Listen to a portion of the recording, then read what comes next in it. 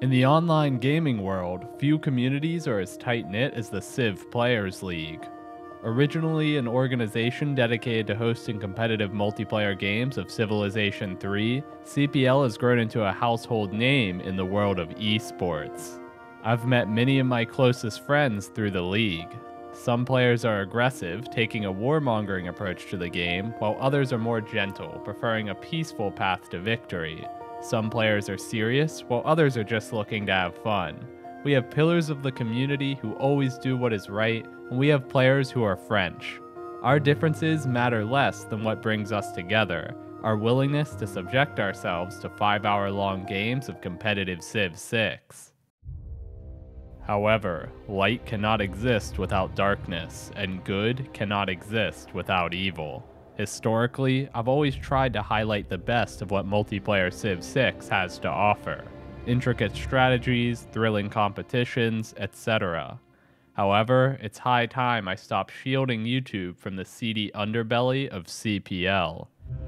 Today, we'll be diving deep into the darkest depths of depravity that the community has to offer. Be warned, dear viewer, in this story, there is no happy ending. Viewer discretion is advised. It all started innocently enough. I was in a good mood this day, and my choice of Civ reflected this. Scotland, a civilization that gains additional bonuses the happier their people are. What a blissfully ignorant fool I was, thinking today would be a happy day. Joining me in this lobby was a fairly standard cast of CPL regulars. While I typically hang out in the public voice channel to chat with them, it was a bit too rowdy for my stream this day. You see, among these players was the most infamous motormouth of CPL, a man who goes by the moniker Loaded Lux. I know. Wait, this guy is playing Mario and he's saying I'm happy that they have bananas? What? You cannot harvest them as Mario, right? That's his... I know, But it's extra yields. It's still a 3-2 bananas. That's gonna be a 3-3 and like once I get early Empire, like that's crazy. Yeah, I'm sorry. I'm new to this game. I don't know. Yeah, no. Alright, that's gotta be a troll comment, right? In order for me to talk with my Twitch chat and explain my strategies without being drowned out, I was forced to deafen myself. Little did I know at the time, this would ultimately be my downfall. The game began unremarkably. My spawn was slightly below average, but there was a saving grace in the fact that I was able to take control of the city-state of Muscat, granting an additional amenity to every one of my cities that contained a commercial hub. Between the city-state suzerain bonus and the extra amenities granted by building Scotland's unique golf course improvement in all of my cities, I was able to settle a whopping 11 cities while still managing to maintain high enough amenities in every city to keep my people happy and activate my Civ's bonuses. The game was a 10-player free-for-all, but I was still able to secure 2 alliances. The first was with the player Shedinja to my southeast, playing as the Chinese leader Yongla. The other was with the player Koyak to my north, who is playing the Russian civilization. By forming alliances and sending trade routes to each other while running the policy card Whistlebankin, we were all able to mutually prosper with large amounts of food, production, science, and culture being exchanged. However, not all of my neighbors were playing so nicely. To my southwest was the Scythian Empire, led by the aforementioned motormouth Loaded Lux. A known troll with an appetite for attention, he got up to his usual antics and conquered the city-state of Muscat, denying me its suzerain bonus in the process. This play wasn't about helping himself. Muscat was surrounded almost entirely by mountains, leaving it with virtually no workable tiles to speak of. No, the only reason Loaded would take over this city-state is to hurt me. No, this whole thing, all of this, it's all about me. Well, I thought to myself, if he's going to come after me, then I'll be ready for him. I continued to monitor Loaded's activity as I prepared my empire for industrialization. My development proceeded as normal, securing one of the powerful Renaissance-era great scientists in the form of Galileo, and then building up universities, factories, and power plants across my empire. I knew Loaded Lux's most likely strategy was to build a mountain tunnel in the city of Muscat that he had just conquered and attack me through there, but with mountain tunnels being locked behind the military science technology, I knew I still had time to prepare. I built the Statue of Zeus for the 30% extra production it grants towards anti-cavalry units in every city for the rest of the game, and continued monitoring my southern border. Little did I know, the true threat lay to my north. On turn 73, my longtime ally and trading partner, Koyak, revealed his true intentions, amassing his military along my border.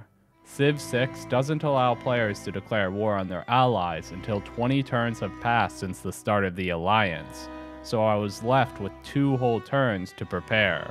Koyak, on the other hand, had been preparing for this the whole game. Carefully, deliberately, he had spread his religion to all of my cities along the border, and then evangelized his religion to have the Crusades belief, granting all of his units 5 additional combat strength when fighting in my land.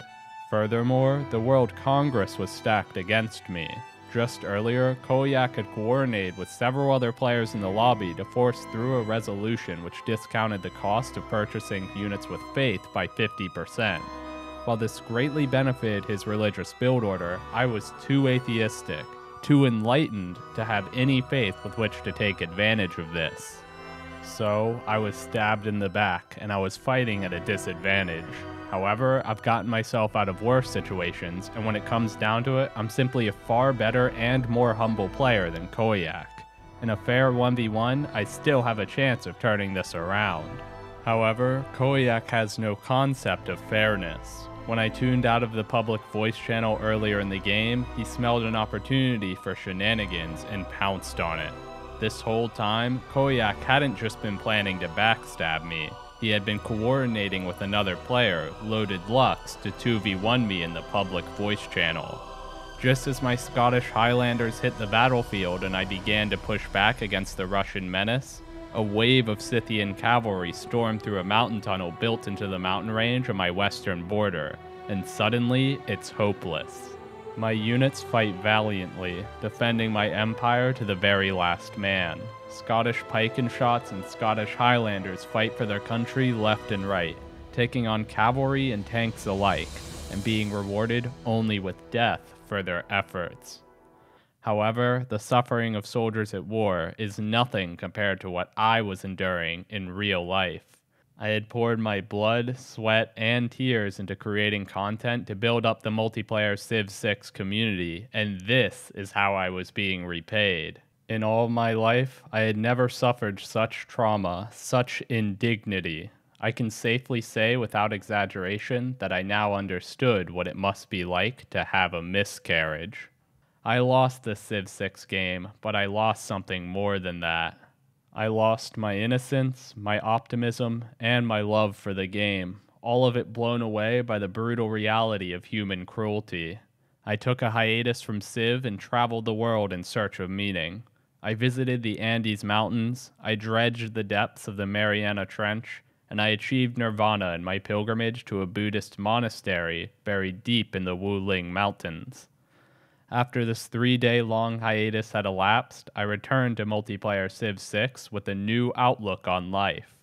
The community was in shambles during my prolonged absence, and I had a duty to set things right. I will continue to set a positive example, if for no other reason than to show the Koyaks of the world that they will not outlast the human instinct for compassion. That's why, going forward, I plan to produce more edited and scripted content than ever before. If you want to show your support, check out my newly launched Patreon page, which I've linked down in the description below. Membership perks are still being decided right now, and you can get in on the ground floor now to vote on what sort of perks will be available to patrons going forward. Thanks for watching to the end of the video. If you want to see a Scotland game where things actually go my way, try clicking the link on screen. Remember to like the video, subscribe to the channel, and comment on what you'd like to see next. That's all for now. Herson, signing out.